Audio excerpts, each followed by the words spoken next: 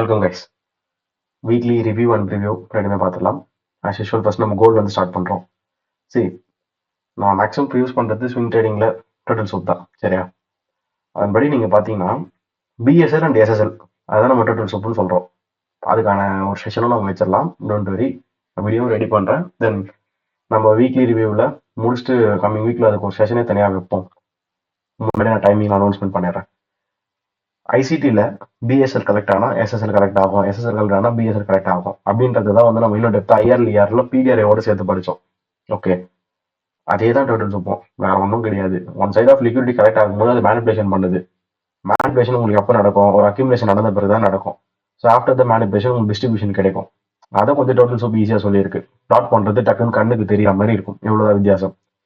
Okay, இந்த week வந்து நல்ல ஒரு புல்லிஷ் ஆல் டைம் ஹையா இருக்கும்ன்றது நம்ம ப்ரீவியஸ் வீக்கே கணிச்சோம். எப்படி? இதை எடுத்துக்கோங்க, அது ப்ரீவியஸ் வீக் லோ எடுத்தது, பிஎஸ்எல் எடுத்தது. தென் ஈக்குவலைஸ் இருக்கு. இந்த வீக்கே வந்து இந்த ஆல் டைம் ஹையை மேக் பண்ணிருக்கலாம், பட் அப்படியே முடிஞ்சிருச்சா?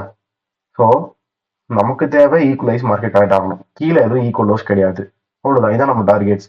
இதுதான் ஃபர்ஸ்ட் நம்ம டார்கெட்டை வச்சிருந்தோம்.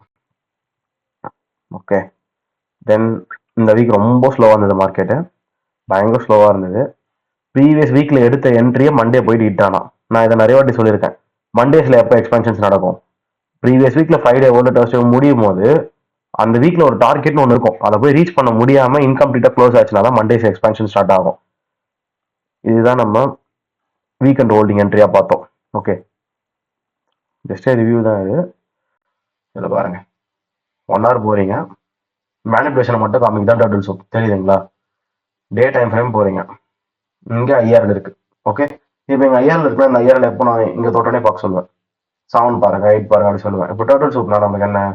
ஒரு டேவோட லோவை விக்கு ஸ்வீப் அடிச்சு க்ளோஸ் ஆயிருக்கணும். மேலே போயிட்டு பாடி வெளியே வரக்கூடாது, உள்ள போய் க்ளோஸ் ஆகணும். அதான் ஸ்வீப். நம்ம நெக்ஸ்ட் டே தான் கான்சன்ட்ரேட் பண்ண போறோம். இந்த செகண்ட் டேவே உங்களுக்கு மேக்ஸிமம் ஆஃப் த டேஸ்ல 8 out of 10 என்ட்ரிஸ் பார்த்தீங்கன்னா 1 hourல எம்எஸ்எஸ் ஃபெராரி கேப் எல்லாமே ரெடியா இருக்கும். தேர்ட் டே நீங்க போயிட்டு அதை டேப் ஆகிட்டு எடுத்தா மட்டும் போதும், ப்ரிப்பேர்டா இருக்கும் என்ட்ரி. ஓகே, சம் டேஸ் எதுவுமே இருக்காது. தேர்ட் டே தான் நீங்க புதுசா கிரியேட் ஆகிறதுக்கு வெயிட் பண்ற மாதிரி இருக்கும். ரெண்டுத்துல எது அதிகமா இருக்கும்னா ஃபர்ஸ்ட் ஒன் சொன்ன பாருங்க, செகண்ட் டே வேணா ப்ரிப்பேர்டா இருக்கும், அதுதான் அதிகமா இருக்கும். ஓகே, பாருங்க எம்எஸ்எஸ் இது. இந்த எஃபிஜி நம்ம எடுக்கக்கூடாது மீன்ஸ் நம்மளுக்கு எப்படி தெரியும்? நமக்கு ஒரு டே முடிஞ்சாதான் அந்த டர்ட்டில் சூப் ஆனே தெரியும். இது டர்ட்டில் சூப் வந்து பண்ண டேவே உங்களுக்கு எஃபிஜி வைக்கனா நமக்கு தெரியாது. பிளஸ் அது அவுட் ஆஃப் த கில் ஜோனும் கூட. ஸ்விங் ட்ரேட்ஸ்லாம் அந்த மாதிரி கொஞ்சம் பார்க்க முடியாது. பட் நான் சொல்லியிருக்கேன் 12 to 12 என்ட்ரிஸ் பார்க்கறது நல்லா இருக்கும்னு சொல்லிட்டு. சரி, இதை நான் மார்க் பண்ணது ஆர்டர் ஃப்ளோ வந்து கிளியரா இருக்குன்றதுக்காக. தென் அவ்வளோதான், இதான் நம்ம என்ட்ரி. உங்களுக்கு இங்கே நீங்கள் எங்களால் என்ட்ரு ஆகிக்கலாம், லாட் ஆஃப் டைம் இருக்கு. ஓகே, நான் 12 o'clock அப்புறம் தான் என்ட்ரு ஆக சொல்றது. இந்த 12 o'clock அப்புறம் தான் 1, 2, 3, 4 பிலோ 12 PM கூட எப்போனாலும் நீங்கள் என்ட்ரியா இருக்கலாம். அரௌண்ட் நியூயார்க் ஸ்டார்டிங் 8 வரைக்கும் அதெல்லாம் மார்க்கெட் இருந்திருக்கு. சரிங்களா? தென் இதான் நம்மளோட first DP. All time high போயிடுச்சு, அதுக்கப்புறம் எப்படி டிபி வைக்கிறது? ஆஸ் யூஷுவல் கோல்டு வந்து ஆல் டைம் ஐ போகும்போது ஆல் டைம் ஐ பிரைஸ்ல இருந்து 2 to 3% நம்ம டார்கெட் பண்ணுவோம். First target 2%. 3% எல்லா டைமும் போகணும்னால சொல்ல முடியாது, 2%. So this is all time ஐ. அதுல இருந்து ஒரு 2% எடுத்துக்கோங்க. எக்ஸாக்ட்லி போயிருக்கு 2%. இதுதான் என்ட்ரி. ஓகே, எஸ்எல் நீங்க இங்கே வச்சுக்கலாம், நோ ப்ராப்ளம். ஏன்னா இங்க இருக்கக்கூடிய ஃபெரானி கேப்பை இது டேப் ஆகிட்டு தான் கிரியேட் ஆயிருக்கு. ஸோ ஆர்டர் ஃப்ளோ எஸ்எல் தான், நோ ப்ராப்ளம். அரௌண்ட்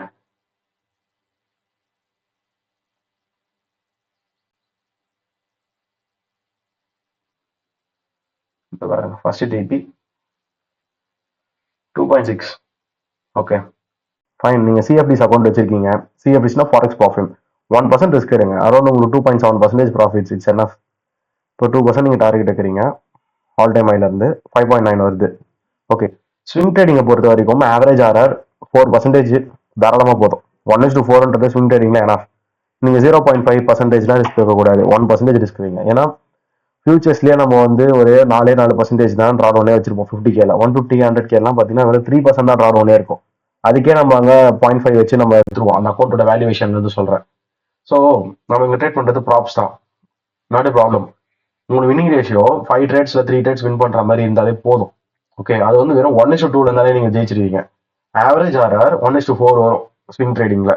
இதுல வந்து ஒரு பார்ஷியல் உங்களுக்கு புக் பண்ணணும் அப்படின்னா நீங்க 1:2 புக் பண்ணுங்க. Which is you're taking 1% risk.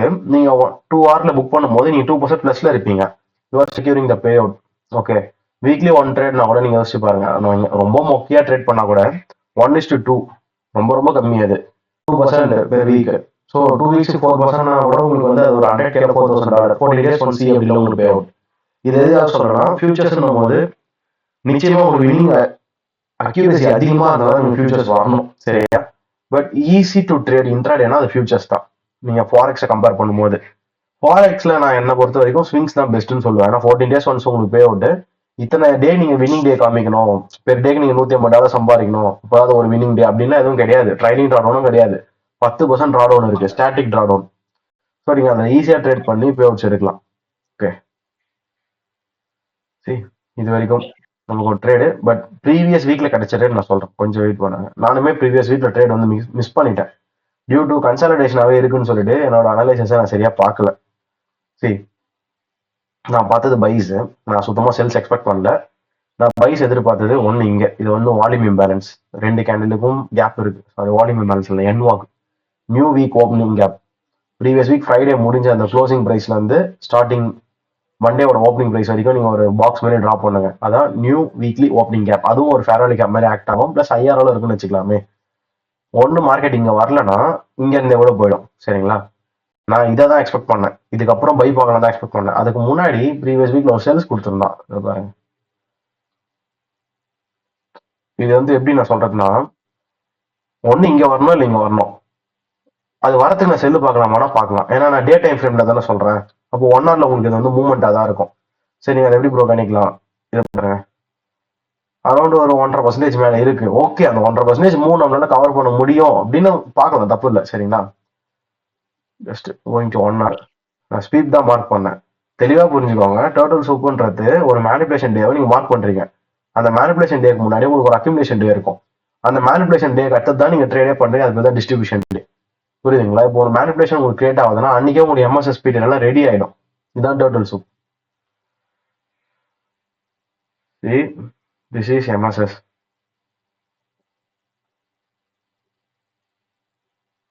இதுதான் ஃபேர் வேல்யூ கேப். அது வால்யூம் இம்பேலன்ஸோட இருக்கு. அப்படி இல்லைன்னா நீங்க அந்த ஐஎஃப்இஜோட ஈஸியா எடுத்துக்கலாம். பட் இது ஃபேர் வேல்யூ கேப்பா நான் எடுத்துப்பேன். ஓகே, நீங்க வீக்கெல்லாம் கனெக்டடா இருக்குன்னு பாப்பீங்க. அது வால்யூம் இம்பேலன்ஸா கனெக்ட் பண்றேன். அப்படி இல்லைன்னா இந்த ஐஎஃப்இஜி கூட எடுத்துக்கோங்க. அரௌண்ட் உங்களுக்கு என்ட்ரி டேப் ஆனது ஹில் ஜோன்லயும் இருக்கும். 5.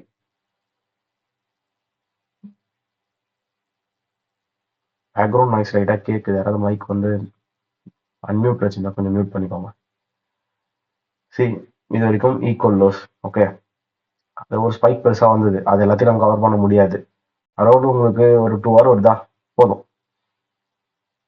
நீங்க போனா நீங்க இது வரைக்கும் இருக்கலாம். நான் நெக்ஸ்ட் பீரியட் எங்க தான் டேப் ஆகுது ஒரு 2.2. அதான் 2 hour ஓகேனா சரியா? ஏன்னா ஒரு பெரிய கன்சல்டேஷன் வீக்கு ஒரு 2 hour கிடைச்சது. இவ்வளவுதான். இது எப்படி ப்ரோ ஹோல்ட் பண்றது? ஈக்குவல் லோ இருக்கு. ஓகே, ஒரு என்ட்ரி எடுக்கிறீங்கன்னா ஃபர்ஸ்ட் நீங்க என்ட்ரி எடுக்கிற சைட்ல உங்களுக்கு எல்லா லிக்விடிட்டி கிளியர் ஆயிடுச்சான்னு பார்க்கணும். இங்க என்ட்ரி எல்லா லிக்விடிட்டியும் கிளியர் பண்ணிட்டு தான் கொடுத்துருக்கு. அனதர் சைட்ல பெண்டிங்ல இருக்கான்னு பார்க்கணும். பெண்டிங்ல தான் இருக்கு. இப்போ நீங்க ட்ரேட் போலாம். ஓகே, தென் யூரோ யூஎஸ்டிலாம் போன வீக்ல சூப்பரா இருந்தது.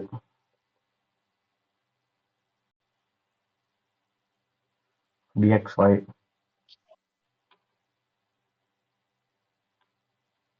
கன்ஃபியூஷன்ஸ் வீக்ல எல்லாருக்கும் வரும்னு சொல்லியிருந்தாலும் அதே தான் எனக்கும் போன வாரம் இருந்தது. ஃபுல்லா கன்ஃபியூஷன்ஸ் தான். ஆனாலுமே நம்ம வெறும் எம்எஸ்எஸ் எஸ்எம்டி அதை வச்சே பார்த்து முடிச்சிட்டோம் என்ட்ரி. சரி, என்னை பொறுத்த வரைக்கும் இந்த பை ஃபேர் வேலிக்கு அப்புறம் மார்க்கெட் பை ஆகலன்னா எனக்கு அவன் ஐஎஃப்இஜி கரெக்டா அதான் நம்ம பார்ப்போம். பை ஃபேர் வேலிக்கு அப்ப ஒரு ஆப்போசிட் கலர் கேண்டில் க்ளோஸ் வச்சிட்டான், பேசிஸ் கேண்டில் க்ளோஸ் வச்சிட்டான். ஸோ நான் அதை ஐஎஃப்இஜி ஆக்டா எடுத்துக்கலாம்ல வீக்லியில. அப்போ அது நல்ல பிடிஆர் நம்மளுக்கு. ஓகே, அந்த பிடிஆர் நீங்க எடுக்கும்போது உங்க டிபி ப்ரீவியஸ் வீக் லோ, மேக்னெட்ஸ்ல previous week lows, previous week சைஸ்லாம், தென் நம்ம இதை டார்கெட் பண்ணலாம். Okay, DXY. டிஎக்ஸ்ஒய் பொறுத்த வரைக்கும் ஒரு சின்ன புல்லிஷ்னஸ் இருந்தது. எனக்குமே அது வந்து பேரிஷா தான் போகும்னு தோணுச்சு. பட் கொஞ்சம் இப்போ இந்த ஜாப் எம்ப்ளாய்மெண்ட் டேட்டாஸ்லாம் கிளைம்ல ஓகேன்னு பெருசா ரேட் கட்டோட எக்ஸ்பெக்டேஷன்ஸ் வராத மாதிரி இருக்கு. ஸோ ஒரு சின்ன புல்லிஷ்னஸ் தான், ரொம்ப பெருசா சொல்ல முடியாது.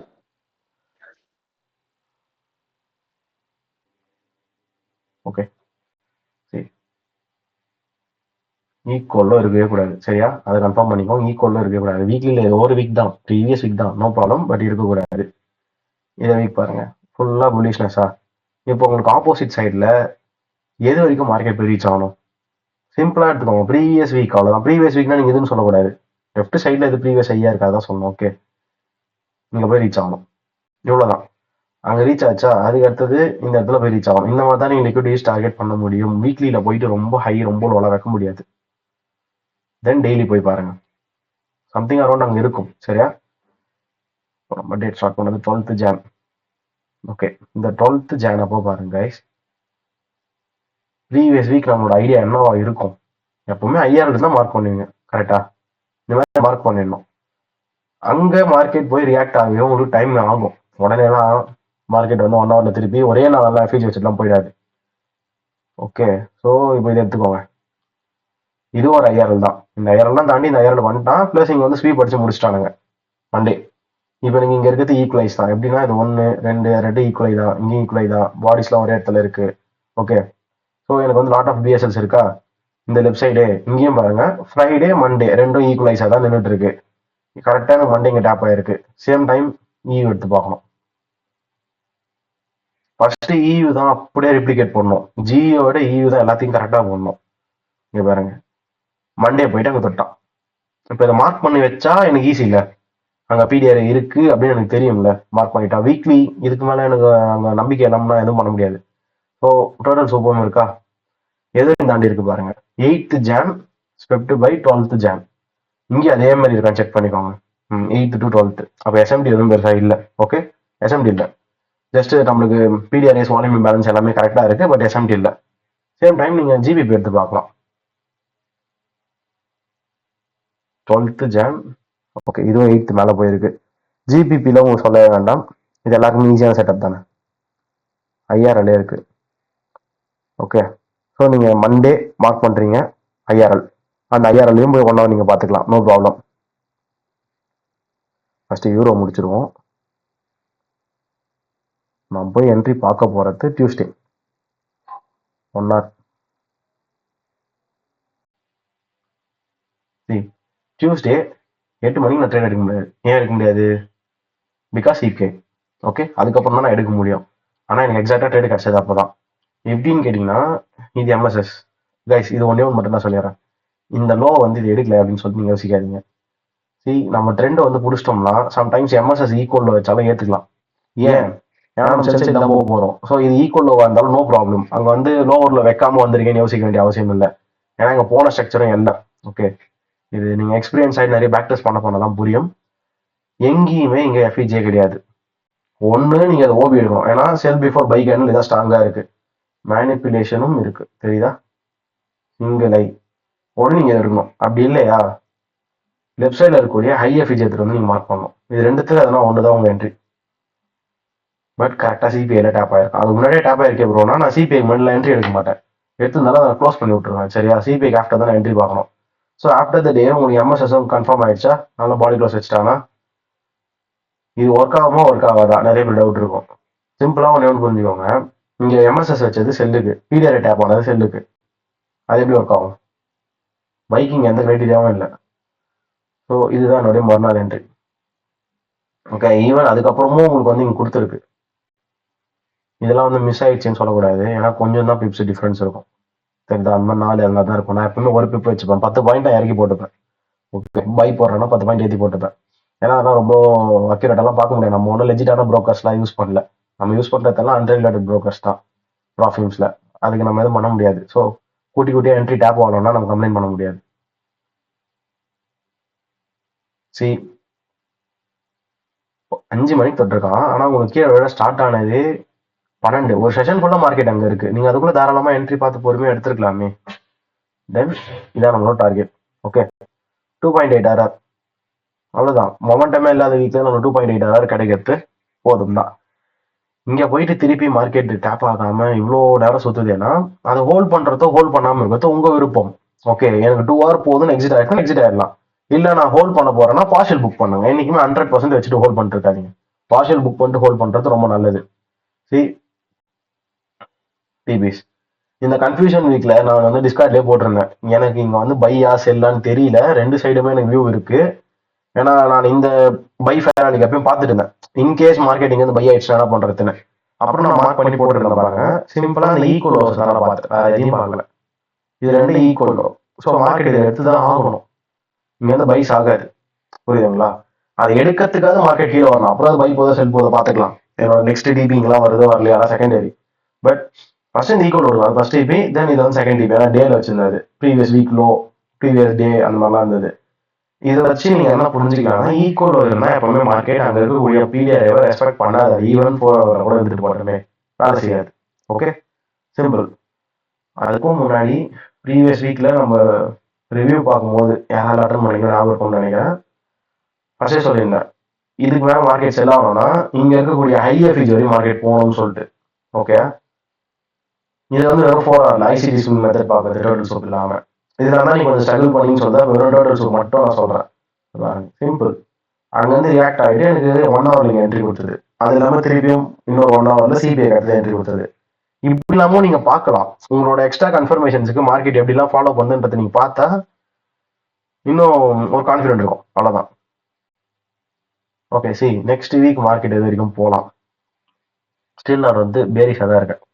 ஓகே, நான் எதிர்பார்க்கறது இது வரைக்கும் மார்க்கெட் நகரணும்னு. அது டிஎக்ஸை சப்போர்ட் பண்ணுமா? எந்த வீக்? 24 November low. 24 நவம்பர் ஐ பாருங்க. 24 நவம்பர் ஐலாம் எங்கேயோ இருக்கு. இது 1 டிசம்பர் ஹைஸா? 1 டிசம்பர் லோஸ் இங்கே எடுத்துட்டான் போல. ஆமா, எடுத்தாச்சு. டிஎக்ஸோ எடுக்கல, நோ ப்ராப்ளம். ஓகே, டிஎக்ஸோ எவ்வளோ தூரம் பை ஆகுமான்னு எனக்கு தெரியல கைஸ். ஜஸ்ட் நான் மார்க் பண்ணி வச்சுக்கிறேன். அவ்வளோ தூரம் பை போகுமான்னு தெரியாது. இன்னும் நிறைய பிரச்சனைலாம் போயிட்டு இருக்கு. ஒன் டே ஒரு பிரேக் டவுன் பண்ணி போவோம், இன்னும் கொஞ்சம் கிளாரிட்டி கிடைக்கும். தென் டே டைம் ஃப்ரேம்.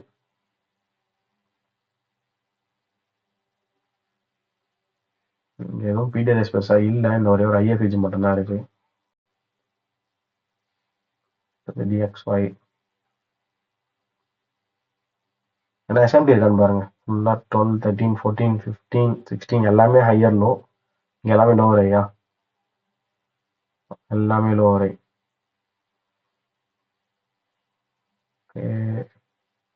எதுவும் பெருசா இல்லை. இப்போதைக்கு என்ன பண்ணுங்க, இந்த ஒரே ஒரு ஹையரை மட்டும் மார்க் பண்ணி வச்சுக்கோங்க. மேபி அங்கே மார்க்கெட் வரலாம், வந்துட்டு போகலாம். ஓகே, இவ்வளோதான். வேற எதுவும் செட்டப் கிடையாது. நான் இங்கே செல்ஸ் தான் எதிர்பார்க்குறேன். இப்போ இங்கே ஐயாயிரம் மட்டும் மார்க் பண்ணியிருக்கேன். இந்த 4 ஒன்னாஸ்லாம் இப்போதைக்கு பார்த்து பெருசாக சொல்ல மாட்டேன். அதில் பெருசாக நம்பிக்கை இல்லை. ஏன்னா மார்க்கெட் பொறுமையாக அக்யூமுலேஷன்லாம் பண்ணிட்டு என்ன வேணாலும் பண்ணோம். பார்ப்போம் இந்த டே 5000 மார்க்கெட் போதா இல்லை ஜஸ்ட் இங்கே இருக்கக்கூடிய 1 ஹவர்லேருந்தே டேப் ஆகிட்டு ஃபாலோ ஆகுதான்னு. ஏன்னா இதுவே ஒரு ஏஎம்டி தான் எங்களா, அக்யூமுலேஷன் மேனிபுலேஷன் டிஸ்ட்ரிபியூஷன். பட் நான் வந்து 1 ஹவர் 4 ஹவர் மட்டும் வச்சுலாம் ட்ரேட் எடுக்க மாட்டேன். எனக்கு 1 டேலேருந்து அலைன்மெண்ட் ஆகணும். இல்லை நோ ட்ரேட்ஸ். ஸ்விங்ஸ் நம்ம ஹோல்ட் பண்ணுறது கான்ஃபிடென்ட் வேணும். ஓகே, ஒன்று இந்த டே போட்டோம் அப்படின்னா இப்படியே போகுதுன்னா இப்போ ப்ரீவியஸ் வீக்ல இங்கே என்ட்ரி எடுத்தோம்ல, இந்த என்ட்ரி எடுத்தோமே அது வந்து ஹோல்ட் பண்ண தப்புன்னு அர்த்தம். வீக்கெண்ட் ஹோல்டிங் போட்டு இன்னும் ஹோல்ட் பண்ணணும்னு அர்த்தம். அவ்வளோதான். வேற எதுவும் எனக்கு வியூ இல்லை. மேபி வியூ அப்டேட் ஆனால் நம்ம நெக்ஸ்ட் வீக்ல பார்க்கலாம். ஜிபிபி இன்னொன்று சொல்ல மாட்டேன். போன வீக்ல நான் இயூ எடுக்கிறேன். இயூ எடுக்கும்போது எனக்கு எஸ்எம்டியா இருக்கு. நீங்க எஸ்எம்டி பாருங்க, தாராளமா எஸ்எம்டி பார்த்தே எடுங்க. இயூல பாருங்க, நம்ம இங்கே தானே என்ட்ரி எடுத்தோம் டியூஸ்டே. மண்டே இது. ஓகே, மண்டேல இருந்து டியூஸ்டே கீழே தானே இருக்கு. மண்டே டு டியூஸ்டே லோவர் ஐயா இருக்கு. பட் ஜிபிபில அப்படியே மாத்திட்டாங்க. மண்டே பாருங்க, மண்டே டு டியூஸ்டே ஹையர் ஐ. அப்போ இந்த எஸ்எம்டியும் உங்களுக்கு கன்ஃபர்மேஷன் தானே ட்ரேட் எடுக்கிறதுக்கு. பாருங்க, இவ்வளவுதான். ஈவன் நீங்க மார்க்கெட் தொட்டதெல்லாம் சீக்கிரமா தான். நான் 12 o'clock கணக்கு பாருங்க. நான் 1 hour அப்பயே தொட்டுச்சுன்னா நான் என்ட்ரி எடுத்து ரொம்ப லேட். 5 o'clock 6 o'clock மேலதான் என்ட்ரி எடுத்தேன். எதுக்கு சொல்லணும், அவ்வளோ டைம் தருது பாருங்க மார்க்கெட். எவ்வளவு நேரம் அங்கே நிக்குது. இதுவும் ஈக்குவல் லோஸ் தான் ஃபுல்லா. இது ஒன்று, இது ஒன்று, இது ஒன்று, ஈக்குவல் லோஸ் தான். ஈஸியாக நீங்கள் என்ட்ரி எடுக்கலாம். எஸ்எம்டி இது வந்து டிஸ்ட்ரிபியூஷன் ஃபேஸு, எம்எஸ்எஸ்லாம் இருக்கு. இதுக்கு மேலே என்ன வேணும்? இது day time frame IRL. Already இதுலேயும் டர்ட்டில் சூப் உண்டு. இப்போ நான் மார்க் பண்ணது டர்ட்டில் சூப் தான், தெரியுதா? ஓகேவா? Monday swept by Tuesday. ஆனால் அங்கே மண்டேவும் டியூஸ்டேவும் லோவர் ஐ ஈவில்.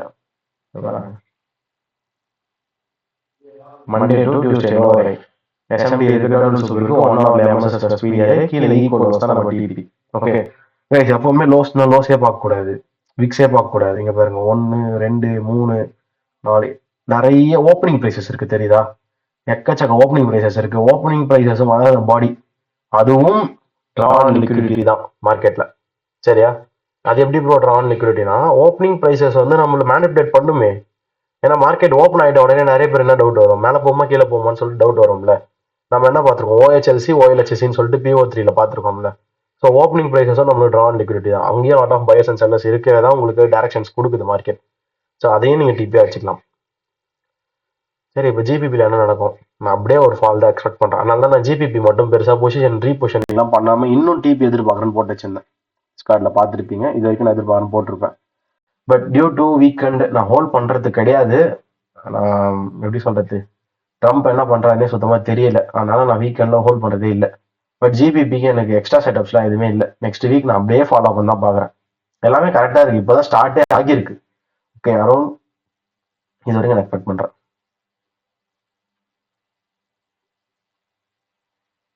இதே எடுத்துக்கோங்க, பக்காவாக இருக்கு. High to low, fairly gap tap, plus இங்கே எதுவும் பையிங் சினாரியோஸ்லாம் கிடையாது. ஃபுல்லாக ஈக்குவல் லோஸ் தான். மேபி இந்த 1 hour வேணால் வந்து போட்டோம். Okay, but I not sure. நான் எப்பவுமே ஒரு 1 hour வச்சு நெக்ஸ்ட் வீக் நான் ஒன்றும் சொல்ல மாட்டேன். இப்போதைக்கு இது வியூன்னு சொல்கிறேன். எனக்கு வேறு எதனா வியூ அப்டேட் ஆச்சுன்னா பார்க்கலாம். போன வீக் மாதிரியே தான். போன வீக்கில் என்ன சொல்லியிருந்தோம், கரெக்டாக டிபி போய் ரீச் ஆன வீக். இனிமேல் நம்ம ரீட்ரேஸ்மெண்ட்ஸ் பார்த்துட்டு மார்க்கெட் கண்டினியூஷன் ஆகுதா இல்லை ரிவர்ஸ் ஆகுதான் பார்க்கலாம் சொல்லியிருந்தோம். இந்த வீக்கும் டிபி ரீச் ஆன வீக் தான். நெக்ஸ்ட் வீக் ஸ்டார்ட் ஆகும்போது தான் எனக்கு தெரியும் ஏன்னா புதுசாக என்ட்ரிஸ் கிடைக்க போதா இல்லையா அப்படின்னு சொல்லிட்டு. ஓகே, தென் இது அடுத்தது AUD USD NSD USD. நான் ஃபோக்கஸ் பண்ணதுக்கு ரீசன் சொல்லிடுறேன். நார்மலாக ஃபாரெக்ஸே நான் February மாதம் வரைக்கும் பெருசாக பார்க்க மாட்டேன். சரிங்களா, எதுவும் இருக்காது அதில். நான் இப்போ EU கோல்டு பார்க்கறதே ஓகே. AUNUலாம் நான் பார்க்கறதுக்கு ஷுவராக February மேலே தான் ஆகும். February மிட்ல இருந்தால் பார்ப்பேன். அது வரைக்கும் இல்லை பெருசாக மொமெண்டம் இருக்காதுன்றது என்னோட பேக் டெஸ்ட்டு. அப்படி இருந்தாலும் இதில் விட்டுட்டேனேன்னு சொல்லிட்டு ஃபீல் பண்ண மாட்டேன். ஏன்னா இது EU கோல்டு இருக்கு. ஓகே, அதுக்கான ப்ரூஃப் இதை வச்சுக்கலாமே. பாருங்க, போன வீக் வந்து இதுலேருந்து தான் டோட்டல் சூப் ஆச்சு. மண்டேவோட ஹையை டியூஸ்டே எடுத்துட்டேன். அதுவும் டோட்டல் சூப் தான். அது ப்ரீவியஸாக இங்கே எடுத்தாச்சு. Okay, but lot of consultation. அட்லீஸ்ட் மார்க்கெட் இங்கே கூட வரல. இது ஒரு ரேஞ்ச் தானே. மண்டேவோட ஹை ஸ்வெப்ட் ஆயிருக்கு, லோ வரைக்கும் மார்க்கெட் ரேஞ்சில் இருக்கு. 1 hourல அந்த ரேஞ்சு கூட வந்து எடுக்கல. இதான் ஸ்கிரிப்டான கேண்டில். CPI தான், வேற ஒன்றும் கிடையாது. இங்கே என்ட்ரி இங்கேயே தான் இருக்கு. டிவி ரொம்ப கிட்டே தான் இருக்கு. ஃபுல்லாக கன்சல்டேட் ஆகிட்டு இருக்கு. மேபி நெக்ஸ்ட் வீக் எதனா போகலாம். ஏன்னா இந்த வீக் அக்யூமுலேஷன் ஃபேஸ் அப்படி எடுத்துக்கோங்க. ஒரு வீக்கே அக்யூமுலேஷன் ஆகும்போது டிஸ்ட்ரிபியூஷனுக்கு ஒரு வீக் வரும்ல, அப்படி எடுத்துக்கலாம். பார்க்கலாம் நெக்ஸ்ட் வீக் எதனா இருக்கான்னு. இதுவும் அதே தான். Monday swept by Tuesday. Okay, ப்ரீவியஸாக நீங்கள் இது வரையும் பார்த்துக்கோங்க. இந்த 8th Jan.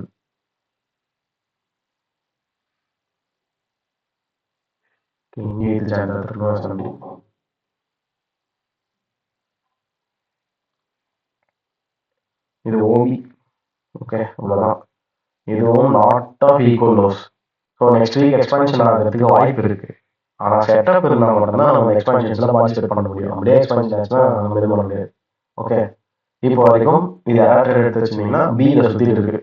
Profit 1 or 2 B, profit 1 or 2 B அந்த மாதிரி தான் போயிட்டு இருக்கு. பினா பிரேக் எவன் இடத்துலேயே இருக்குன்னு சொல்லிட்டு.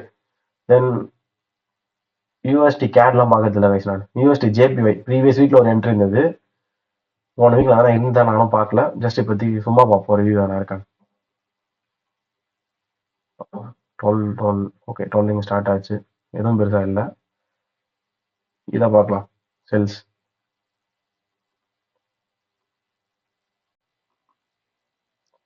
ஜஸ்ட் இந்த கேண்டலோட ஹை எடுத்தா அந்த கேண்டலோட லோ ஃபர்ஸ்ட் டிபியா வைங்க. அதை கத்தது இங்கே ஐஆரில் இருக்கா, அது இன்னொரு டிபியா வைங்க.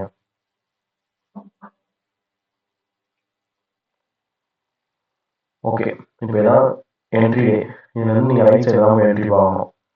அப்படின்னா உங்களுக்கு இருக்கிறது ஃபெராரி கேப் தான். ஒன்று இருக்கு, இது ஒன்று இருக்கு.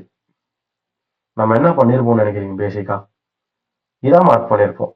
அங்கே போய் தொடலன்னு சொல்லி என்ட்ரி விட்டுறக்கூடாது. ஒன்று அங்கே எடுத்துடணும் பாதி லாட்டு, அப்புறம் மிச்சம் இங்கே எடுத்துக்கலாம். அப்படி இல்லையா, அங்கேருந்து திருப்பி ஒரு கன்ஃபர்மேஷன் கொடுத்துருக்கான். இதெல்லாம் என்னால் எப்பவுமே ஷோராக சொல்ல முடியாது, திருப்பி கன்ஃபர்மேஷன் தருவோம் நம்ம எடுக்கலாம்னு சொல்லிட்டு. பட் நடந்தால் நம்ம ஏற்றுக்க வேண்டியது தான் ஒரு ரீஎன்ட்ரி. 15ல எடுக்கலாமா ப்ரோனா அது ஏஷியன் மார்க்கெட் நீங்கள் எடுத்து தான் ஆகணும். பட் எவ்வளோ டைம் வந்துருக்கு பாருங்க. 21 வரையும் டைம் இருக்குது. 21 இந்தியா எல்லாம் விடிஞ்சிட்டு இருக்கும், நல்லா நம்ம ஆக்டிவாகவே இருக்கலாம். ஓகே, ஸோ ஒரு 5 to 6 ஹவர்ஸ் அங்கேயே தான் இருக்குது மார்க்கெட்டு, தாராளமாக என்ட்ரி எடுக்கலாம். இது இன்னும் கண்டினியூ ஆகும், ஏன்னா இது ஃபுல்லாகவே ரிலேட்டிவ் லோஸ். ஓகே, ஒரே இடத்துல இருந்தால் ஈக்குவல் லோஸ், கொஞ்சம் அப்படியே மேலே பொறுமையாடி போயிட்டே இருந்தா ரிலேட்டிவ் லோஸ். ஓகே, கிளியரான லிக்விடிட்டி வந்து மார்க்கெட் அங்கே ஒரே ஒரு லோவை வச்சு கொடுக்கல, லாட் ஆஃப் லோஸ் கிரியேட் பண்ணிட்டே தான் மார்க்கெட் அங்கே ஸ்ட்ரக்சர் கொடுத்துருக்கு. அதனால அது வரைக்கும் போகும். இந்த டைம் நான் பார்க்கல. ப்ரீவியஸ் வீக்ல நான் மிஸ் பண்ணது ஒன்று கோல்டு ட்ரேட் செல்லு, நம்ம ட்ரேட் இது கோல்டு. அப்போ யூஎஸ்டி ஜேபிஒய் சி 2 hour போதும்.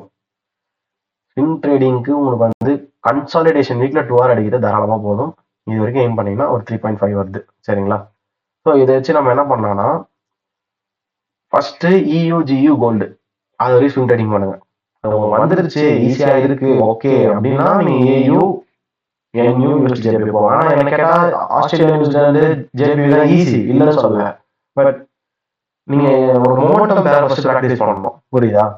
மொமெண்டம் பேர் மூவ்மெண்ட் இருக்கக்கூடிய ஆல்ரெடி இருக்கக்கூடிய பேர்னா கோல்டு, யூரோ, ஜிபிபி தான். நீங்க எஃப்எக்ஸ் வந்தீங்கன்னா யூரோ, ஜிபிபி தான் கிங். கமோடிட்டின்னு போயிட்டீங்கன்னா கோல்டு தான். ஓகே, அதை நீங்க பிராக்டிஸ் பண்ணிட்டு வரும்போது இதெல்லாம் ஒரு விஷயமே கிடையாது, ரொம்ப ஈஸியா இருக்கும். சீரியஸ்லி நீங்க டெக்ஸ்ட் புக் செட்டப் என்ன படிக்கிறீங்களோ அதே மாதிரி நகரும் ஆஸ்திரேலியா, நியூசிலாந்து, ஜேபிஓலாம். ஆனா நீங்க இதை ப்ராக்டிஸ் பண்ணிட்டு இயூஜி கோல்டு பக்கம் போனா திணறும், நம்மளால ஒழுங்காக போய் என்ட்ரி எடுக்க முடியாது.